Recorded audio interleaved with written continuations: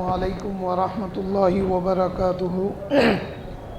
الحمد للہ رب العالمین، والصلاة والسلام علی سید الاولین والآخرین، نبی الانبیاء والمرسلین، وعلی آلہ واصحابہ ومن تبعہ بإحسان الی یوم الدین، اما بعد،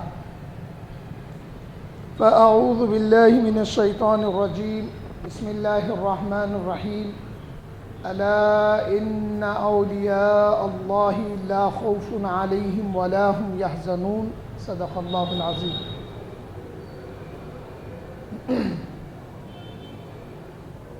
قال اللہ تعالی فی شان حبیبہ، ان اللہ وملائکتہ یصلون علی النبی یا ایہا الذین آمنوا صلوا علیہ وسلموا تسلیما۔ اللہم صل علی سیدنا ونبینا ومولانا محمد وعلی آلہ واصحابہ وبارک وسلم۔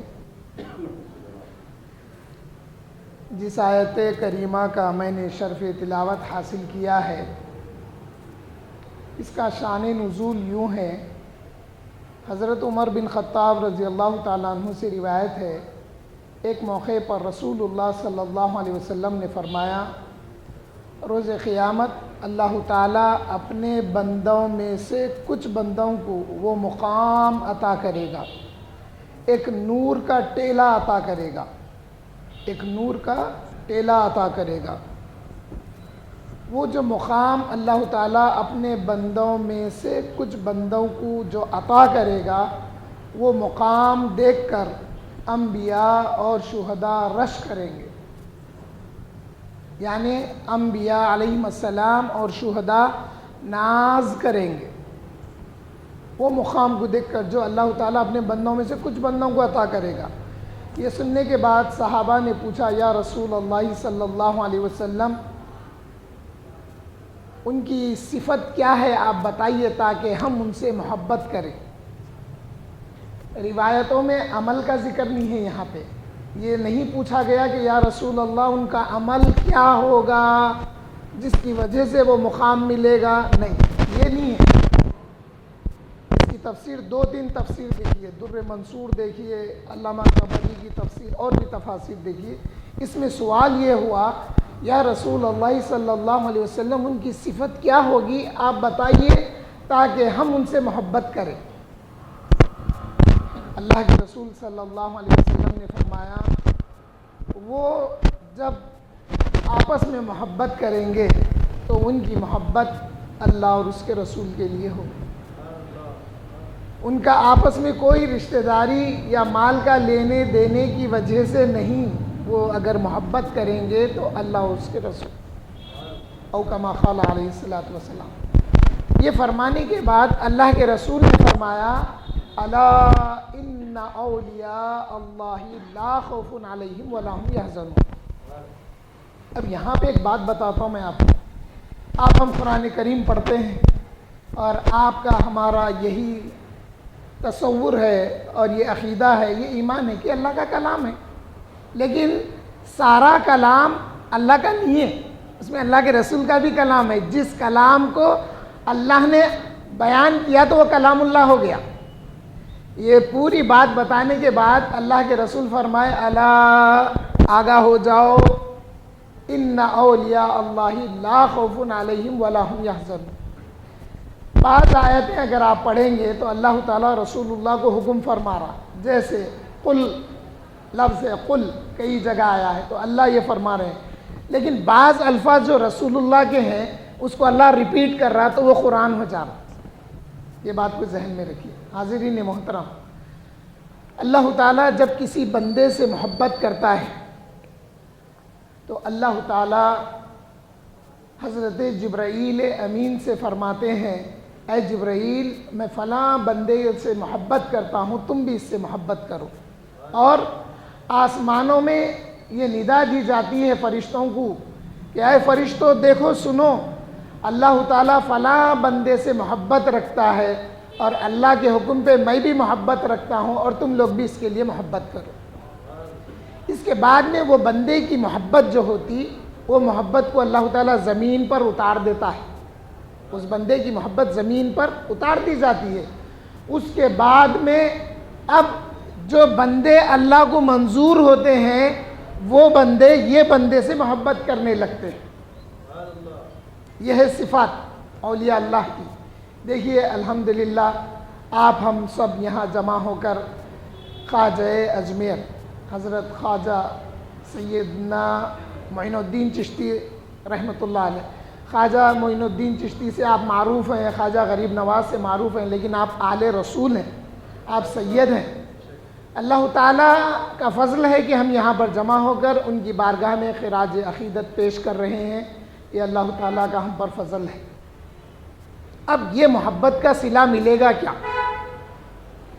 ایک مرتبہ حضور صلی اللہ علیہ وسلم کی بارگاہ میں ایک شخص حاضر خدمت ہوا اور عرض کرنے لگا کہ یا رسول اللہ صلی اللہ علیہ وسلم قیامت کب آئے گی؟ اللہ کے رسول نے پوچھا ما عادت لہ، کہ تو نے اس کی کیا تیاری کر رکھی ہے؟ وہ ایک اعرابی بندہ تھا، ایک دیہاتی شخص اللہ کے رسول کے پاس حاضر خدمت ہو کے عرض کی یا رسول اللہ قیامت کب آئے گی؟ تو اللہ کے رسول نے پوچھا کہ تم نے قیامت کی کیا تیاری کی ہے؟ اس کی روایت حضرت انس فرما رہے ہیں، انس بن مالک رضی اللہ تعالیٰ عنہ. صحابہ موجود ہیں. جب وہ شخص پوچھے تو اللہ کے رسول فرمائے کہ تم نے قیامت کی کیا تیاری کی؟ تو اللہ کے رسول کے سامنے وہ شخص نے کہا یا رسول اللہ میرے پاس نہ کثرت نماز ہے، نہ کثرت روزہ ہے، نہ کثرت زکوٰۃ اور نہ کثرت اعمال ہے، مگر میں اللہ اور اس کے رسول سے محبت رکھتا ہوں.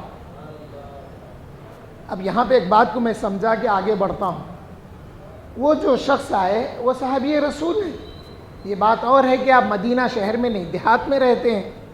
کیا جب وہ کہے کہ میرے پاس کثرت نماز نہیں ہے سے ہم کیا سمجھیں؟ اس کی آسان سمجھنے کے لیے یہ ہے آپ فرض نماز ادا کرتے تھے لیکن نوافل کی کثرت نہیں تھی. یہ بات کو سمجھنا ہے. یہ نہیں 5 میں 2 چھوڑ دیے، 3 چھوڑ دیے، 1 چھوڑ دیے، نہیں. کثرت نماز سے مراد یہاں پر نوافل کی کثرت نہیں ہے. اور کثرت زکوٰۃ سے مطلب زکوٰۃ جو فرض ہے واجب ہے اس کے علاوہ جو صدقے خیر خیرات ہوتے ہیں وہ ہے یہاں پر مراد.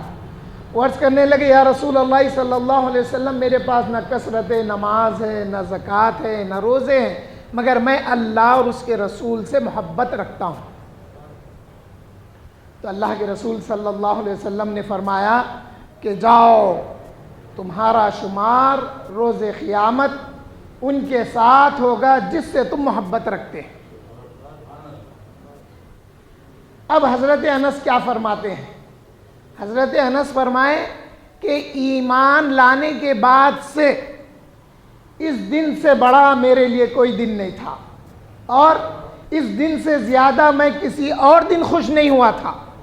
آپ ایک موقع پہ روایت بیان کرتے ہوئے فرماتے ہیں اے لوگوں سنو، اے لوگوں سنو، میں اللہ سے محبت رکھتا ہوں، رسول سے محبت رکھتا ہوں، حضرت ابو بکر سے اور حضرت عمر سے محبت رکھتا ہوں، اور سنو میرے اعمال ان کے اعمال جیسے نہیں ہیں، مگر مجھے امید ہے کہ اللہ تعالیٰ اس محبت کی وجہ سے میرا شمار روز قیامت ان کے ساتھ کرے گا.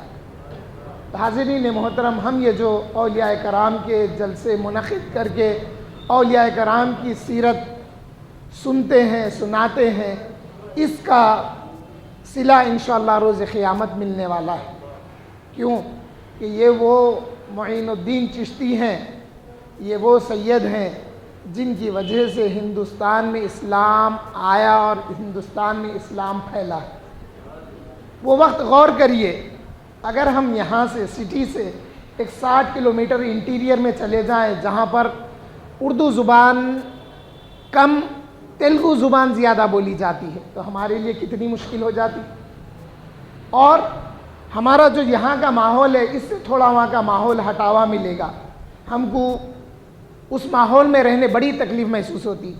جب حضرت خواجہ معین الدین چشتی رحمۃ اللہ علیہ ہندوستان میں آئے تو کیا اس وقت ماحول مذہبی ماحول تھا ہوگا؟ نہیں. مذہبی ماحول نہیں تھا، بالکل عکس، نہ زبان وہ لوگ سمجھتے تھے، نہ ماحول ایسا تھا. تو پھر ہوا کیا؟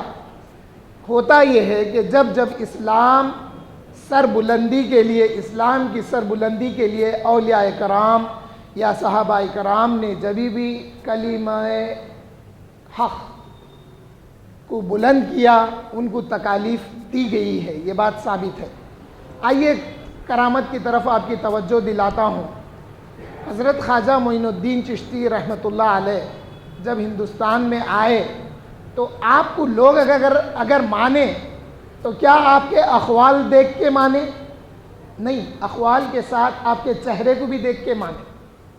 آپ کا وہ چہرہ تھا، نورانی چہرہ، جس کو دیکھ کے لوگ آپ کے پاس سے جانا پسند نہیں کرتے تھے، اور آپ کے اعمال کو دیکھ کر لوگ آپ پر فدا ہوتے تھے. آپ کا کلام سن کر جب آپ کلام فرماتے تو ان کے دلوں میں وہ کلام اثر کرتا تھا.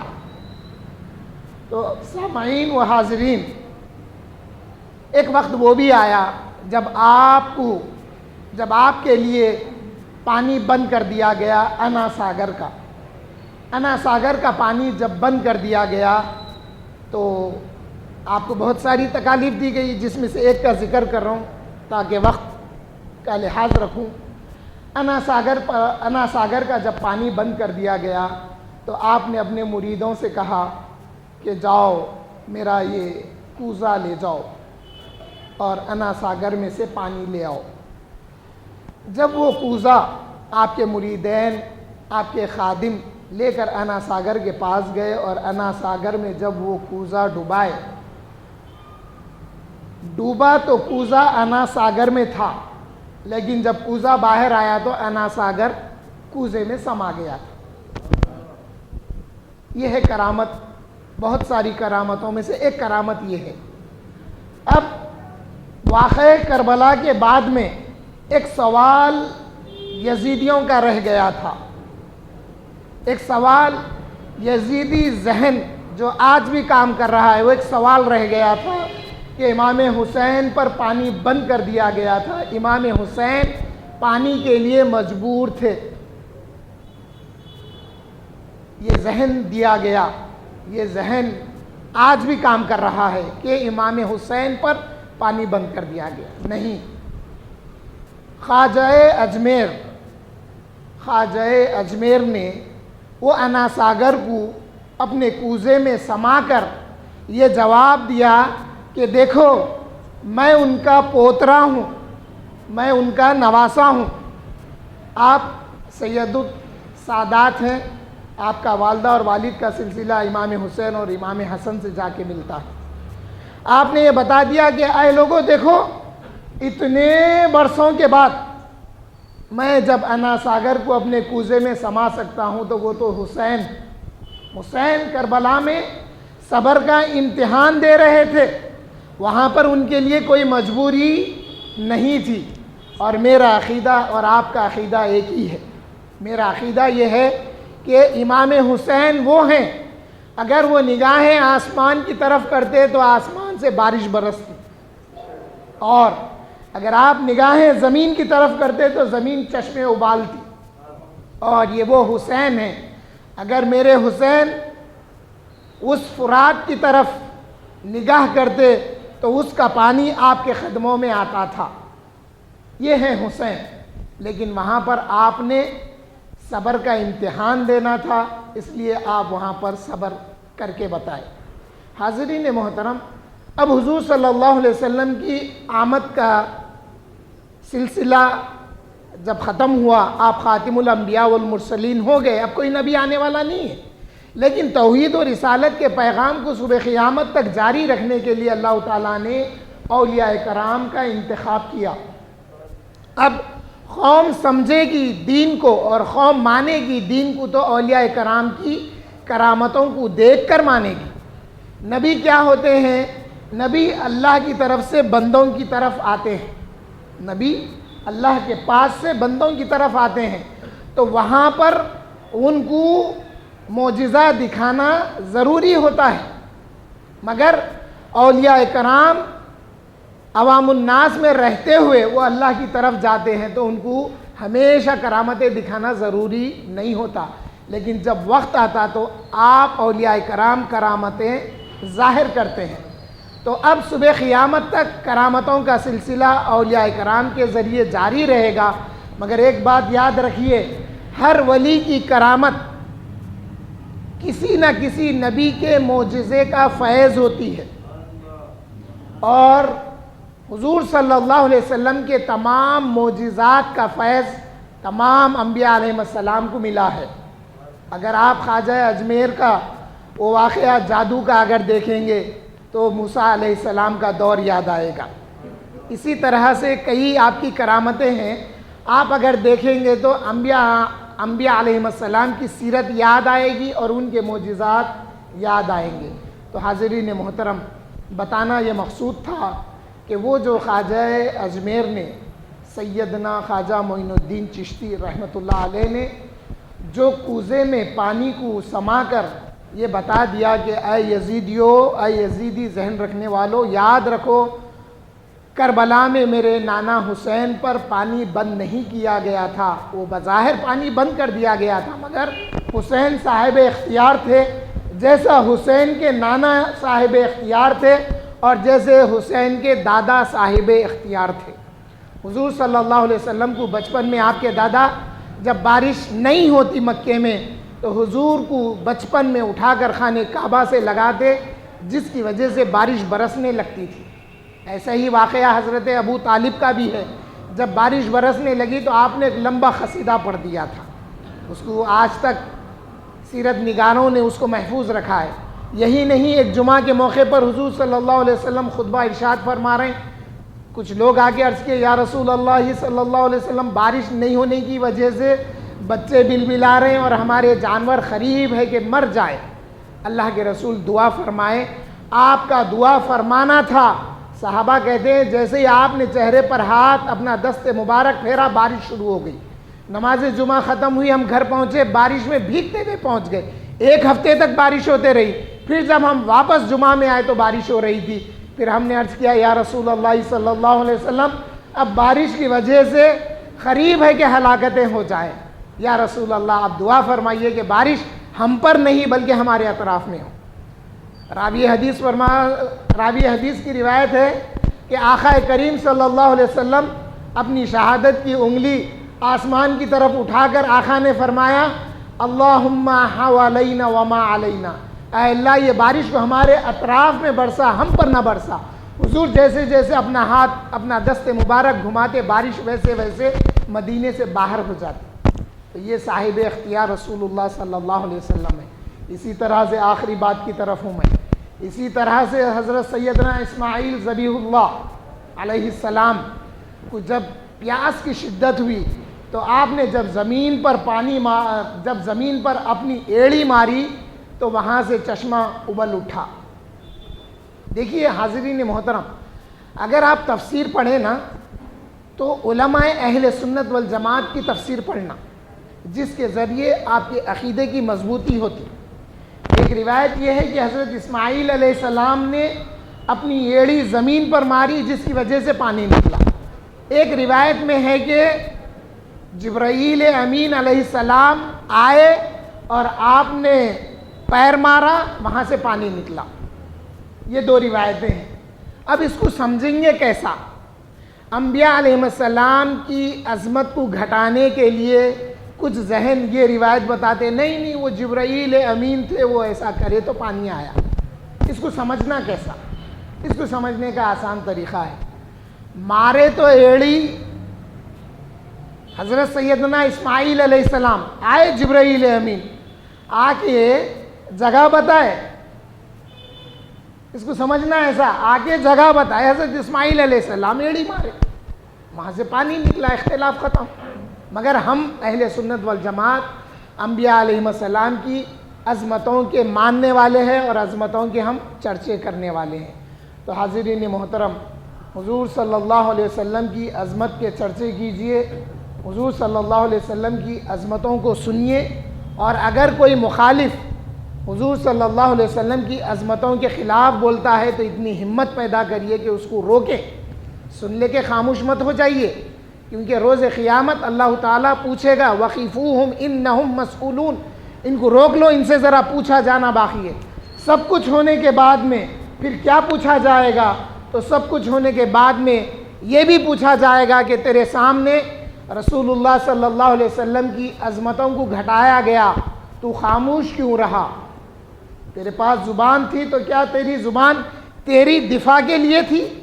آج ہم اپنی دفاع کے لیے کورٹ کچہری تک چلے جاتے، لڑنے مرنے چلے جاتے، لیکن اللہ اس کے رسول کی شان میں اگر کوئی بے ادبی کرتا ہے تو پھر ہماری نہ زبان کھلتی، نہ ہمارا ہاتھ کا اشارہ ہوتا کہ آئے کہنے والے تو جو کہہ رہا ہے غلط کہہ رہا ہے، سمجھ جا۔ یہ ہمتیں پیدا کریے۔ آیات تو بہت ساری ہیں لیکن وقت اجازت نہیں دیتا۔ آپ افضل گنج کی مسجد میں، جامع مسجد افضل گنج میں ہر اتوار کو صبح 11 بجے تشریف لائیے، جہاں پر مجاہدین اہل سنت بنائے جاتے ہیں۔ آفتاب خطابت حضرت مولانا سید شجاعت علی سراج قادری دامت برکاتہم العالیہ، صدر مرکزی مجلس اہل سنت والجماعت، آج تقریباً 40 سال سے اہل سنت والجماعت کا کام کر رہے ہیں، اور ہمارا کام صرف عقیدے کا ہوتا ہے۔ ہم عقائد کا پرچار کرتے ہیں اور اہل سنت والجماعت کا عقیدہ کیا ہے لوگوں تک ہم پہنچاتے ہیں۔ اور یہ جو عقائد کی ہم بات کرتے ہیں الحمدللہ قرآن اور حدیث کی روشنی میں کرتے ہیں۔ جو عقیدہ اہل سنت والجماعت کا رسول اللہ نے بتایا، صحابہ نے عمل کیا، تابعین طبع تابعین سے ہوتے ہوئے بحر العلوم مولانا حضرت عبدالقدیر صدیقی رحمۃ اللہ علیہ سے ہم نے جو سیکھا، جو پڑھا ہے، اس کو آپ تک پہنچاتے ہیں۔ آپ کوشش کریے، اور آنے والے اتوار کو مرکزی جلسہ ہوگا جامع مسجد افضل گنج میں، آپ ضرور تشریف لائیں۔ اللہ تعالیٰ سے دعا گو ہوں کہ اللہ تعالیٰ، اے اللہ آپ اپنا خوف بھی عطا فرمائیے، رسول اللہ صلی اللہ علیہ وسلم کی محبت بھی عطا فرمائیے، اور اولیاء کرام کی محبت عطا فرمائیے۔ اے اللہ ہمیں دنیا میں بھی اور آخرت میں بھی اولیاء کرام کی محبتوں کا اور صحابہ کی محبتوں کا، رسول اللہ صلی اللہ علیہ وسلم کی محبت کا صلہ عطا فرمائیے۔ آمین والحمدللہ رب العالمین۔